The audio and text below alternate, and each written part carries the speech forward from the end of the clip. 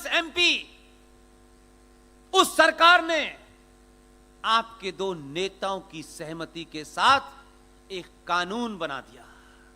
तो आप बना लो, हमारी दुकान तो किसी और मसले, उसको छोड़ देना, बाकी तुम कुछ भी कानून बना लो। ये सच्चाई है, बहुत कड़वी लगेगी लोगों को। मैंने इसलिए कहा कि मैं किसी व्यक्ति विशेष, किसी पार्टी विशेष के खिलाफ नहीं हूं, लेकिन पापी अगर यहां भी है तो उसको एक्सपोज जरूर करूंगा। मेरा कोई नहीं है, मेरे साथ से कोई, मुझे इंटरेस्ट भी नहीं है कि कोई हो। उन दो लोगों की मूक सहमति से कानून बन गया कि बस अयोध्या छोड़ देना, हमारी दुकान इसी पे चलेगी, और बाकी पे कानून बना दो, हमें क्या फर्क पड़ता है, मरने दो। और एक कानून बना, प्लेसेस ऑफ वर्शिप एक्ट 1991।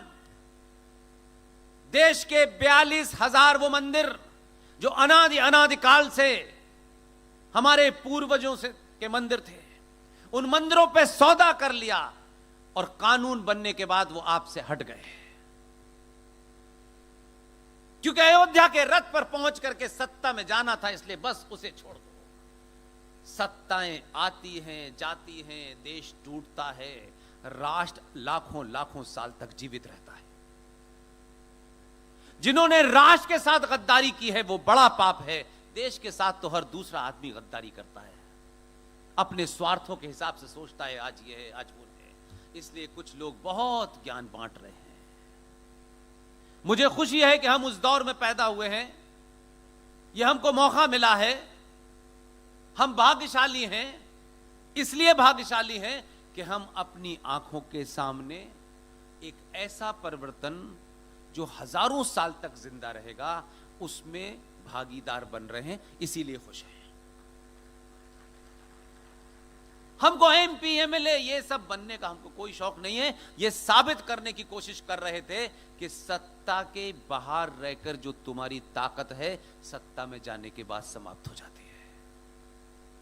वो कोई ना कोई जाएगा, जाने दीजिए, उस पर सवाल नहीं है। आप उन मुद्दों को उठाइए जो मुद्दे हजारों साल तक जिंदा रहने हैं। प्लेसेस ऑफ वर्शिप एक्ट की अवहेलना करते हुए मेरे छोटे भाई, इस देश की माइनॉरिटी में सेकंड नंबर की माइनॉरिटी है वो। पूरे देश में 2.5% उसकी जनसंख्या है। उस परिवार और उस पंथ के एक बच्चे ने चुनौती के साथ ठगों और ठेकेदारों को धत्ता बताते हुए कोर्ट में अर्जी लगाई। सार्वजनिक मंचों से नहीं ज्यादा कुछ कहना चाहता, अंदर क्या हुआ, क्या क्या नहीं किया, किस किस तरीके के षड्यंत्र नहीं किए, डरा नहीं, और ज्ञान व्यापी की लड़ाई लड़ी और सुप्रीम कोर्ट तक जीती हमने। कुछ देर के लिए विघ्न आया है, और जब ये लड़ाई हम लड़ रहे थे तो एक बयान आया, हर मस्जिद में हमें शिवलिंग क्यों ढूंढना है, तुम्हें सत्ता की दलाली करनी है तुम करो, हम दुनिया की हर मस्जिद में शिवलिंग को ढूंढेंगे और उसे स्थापित करेंगे।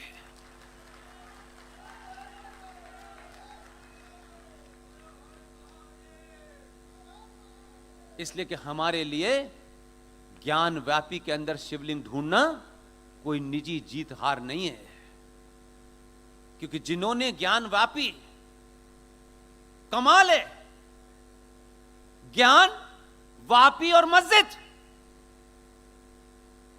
मस्जिद का ज्ञान से क्या संबंध है? कश्मीर से लेकर कन्याकुमारी तक बताया जाता है कि मस्जिद में हथियार पाए गए, आतंकी मिले, चरारे शरीफ के अंदर 4 टेररिस्ट बैठे रहे और सरकार ने उन्हें बिरयानी भिजवाई। कश्मीर में जब नारे लग रहे थे मस्जिद से कि कश्मीरियों तुम्हें अपनी बेटी और औरतों के अलावा तुम जा सकते हो, मस्जिदों से नारे लग रहे थे, ये तो कल की बात है, कोई बहुत पुरानी नहीं है। तो ज्ञान हमारा और मस्जिद तुम्हारी, ये कहां से लाए थे? लेकिन हम सब ने बोला, उस जैन समाज के उस लड़के विष्णु शंकर जैन ने ये युद्ध लड़ा, किसी ठेकेदार ने नहीं लड़ा। इसलिए हम अपनी शक्ति में आपके बीच में योद्धा हैं, लेकिन उन योद्धाओं से कभी तो मेरे भाई पूछो जाकर के कि हम तुम्हारे लिए क्या कर सकते हैं, और जो कर सकते हो उसको पूछो मत। जो दान गुप्त तरीके से मंदिर में देते हो, जो जिंदा योद्धा हैं उनको दोगे तो 1000 विष्णु शंकर पैदा हो जाएंगे। मंदिरों में मैंने पहले भी इसी सूरत में कहा, कोई सभा नहीं है जिसमें ना कहा हो, जब तक हमारी एक लड़ाई जो करीब करीब किनारे पहुंच गई है, बहुत तर्कों लॉजिक के साथ पहुंची है, जो काम संसद में होना चाहिए था, हमारे मजबूरी है कि हम संसद वालों से ज्यादा तवक्को नहीं करते हैं। हम सुप्रीम कोर्ट में उस लड़ाई को लड़ रहे हैं। एक एक आदमी जो मुझे सच में यहां सुनने इसलिए नहीं आया कि मैं बहुत महान व्यक्ति हूं, मैं बहुत साधारण सा छोटा सा आदमी हूं। अपनी जितनी मुझ में कोशिश है, जितनी ताकत है, जितने तर्क हैं, लॉजिक है, रेफरेंस है, फैक्ट्स हैं, उन्हें मैं रखने की कोशिश करता हूं। लेकिन इस तरीके की मैं अपील बार बार इसलिए करता हूं कि शायद मेरी अपील आपको छू जाए। यहां बैठा एक एक आदमी इस बात के लिए अपने आप से वचन ले, आज के बाद से जब तक ये लड़ाई, हम जिस दिन भी जीतेंगे, देश के किसी कोने में होंगे, सार्वजनिक मंच से बोलेंगे, आप तक आवाज पहुंच जाएगी, लेकिन जब तक ये लड़ाई पूरी नहीं होती है, मंदिरों पर पैसा और सोना चढ़ाना बंद कर दीजिए। उस मंदिर में जो पुजारी है, उस पुजारी से पता करिए कि वो किस मकान में रहता है, उसके कितने बच्चे हैं, और पता कर लीजिए कि उस परिवार का जो पुजारी है बेचारा, उसकी महीने का खर्चा कितना है। और शहर के 10 प्रबुद्ध लोग तय कर लें कि इस पुजारी का 10,000, 15,000, 20,000 खर्चा है। जो चढ़ावा आप मंदिर में चढ़ा रहे हैं, उसमें से 15-20 हजार उनके घर जाके खर्चे के लिए दे आइए, और पंडित जी से कहिए कि आप निर्बाध पूजा करें। और ये इसलिए कह रहा हूं कि भारत सरकार के नियम के अनुसार जो भी चढ़ावा, जिस चढ़ावे की कुल मिलाकर के पूरे देश में कोई 2.25 लाख से 3.25 लाख करोड़ सालाना पैसा जो मंदिरों पे चढ़ाते हैं, जिसमें सोना चांदी अलग है, वो सरकार के खजाने में जाता है। नाथद्वारा नाम का एक राजस्थान में मंदिर है। विधानसभा में हमारी एक इसी सफर की बहन बनी, उसकी मां वहां की सांसद थी, वो अब नहीं है, उनकी बेटी विधायक है।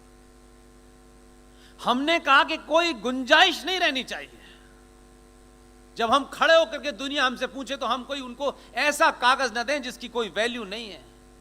हमने कहा सिर्फ आप इतनी हमारी मदद कीजिए कि विधानसभा के पटल पर यह सवाल उठाइए कि ये जो नाथद्वारा मंदिर है, जो राजस्थान का बड़ा फेमस मंदिर है, लिखित में सरकार से पूछिए कि इस मंदिर से चढ़ावा कितना आता है, और इस चढ़ावे में से सरकार इस मंदिर पे कितने पैसे खर्च करती है। यह उसका अधिकार था, उसने पूछ लिया। मैं आपको उस जवाब का वर्बेटम बता रहा हूं। और माफ कीजिएगा, यह मत समझिएगा कि इनसे पूछा है। जो 2022 में 2019 का बजट पढ़ते हैं, इनसे नहीं, इनसे पहले थी, आप ही की थी, वो भी यही कर रही थी। आप कोई कम पापी नहीं है। पार्टी में भारत माता की जय कहने से पाप नहीं धुलेंगे आपके भी, माफ कीजिएगा। उस बेटी ने विधानसभा में सवाल पूछा कि इस नाथ द्वारा मंदिर की इनकम क्या है, इसका एक्सपेंडिचर क्या है, इसका जवाब दीजिए। विधानसभा और लोकसभा और राज्यसभा के पटल पे दिया गया जवाब कोर्ट ऑफ लॉ में होता है। ऐसे नहीं होता कि मंत्री जी कहे नहीं मैंने भूल में ऐसा कह दिया था। उस मंदिर से सालाना 85 करोड़ रुपया सालाना आता है, अकेले एक मंदिर से। सरकार ने लिखित में जवाब दिया कि हम एक पैसा भी मंदिर पे खर्च नहीं करते। तो उसका तीसरी लाइन थी, तो वो खर्च किस पे होता है? सरकार का जवाब है, विधानसभा के पटल पे दे वो जवाब है कि हम ये पैसा सेकुलर कामों में खर्च करते हैं, सड़कें बनवाते हैं, टॉयलेट बनवाते हैं।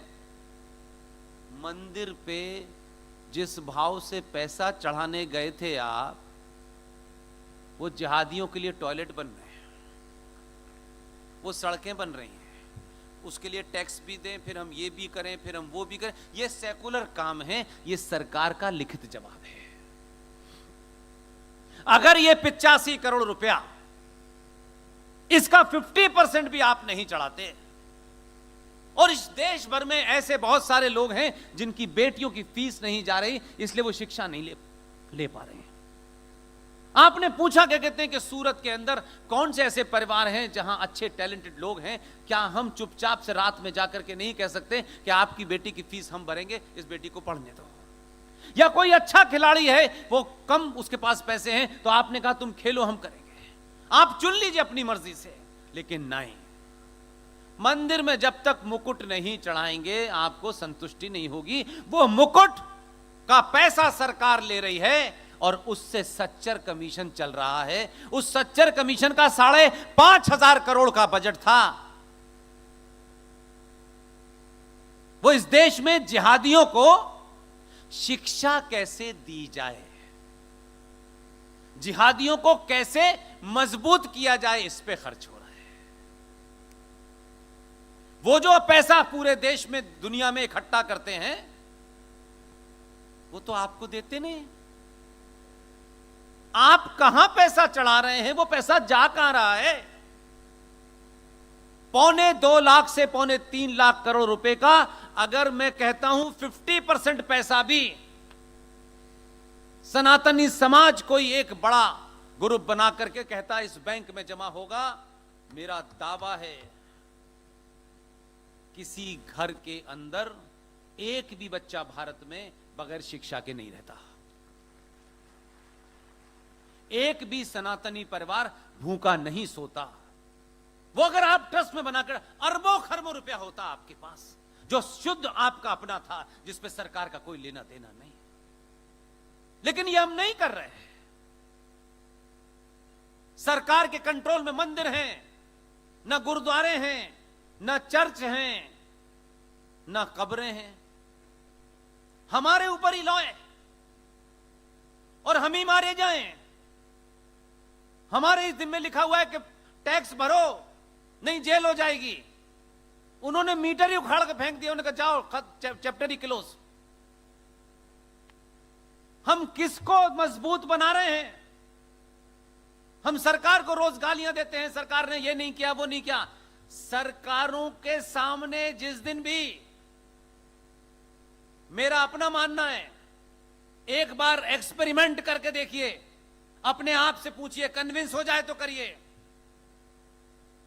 जिस दिन भी सनातनी हिंदू समाज अपनी शक्ति का सामूहिक सार्वजनिक प्रदर्शन करेगा, उस दिन सरकारें आपकी चौखट पे नाक रगड़ेंगी। एक बार कम से कम इसका एक्सपेरिमेंट तो करिए भाई। जीवन में इतने सारे एक्सपेरिमेंट आपने किए, एक बार इसी पे तय कर लीजिए कि भाई इस साल हम ऐसे ही करेंगे। सरकार किसी की हो, उसे वो सरकार होती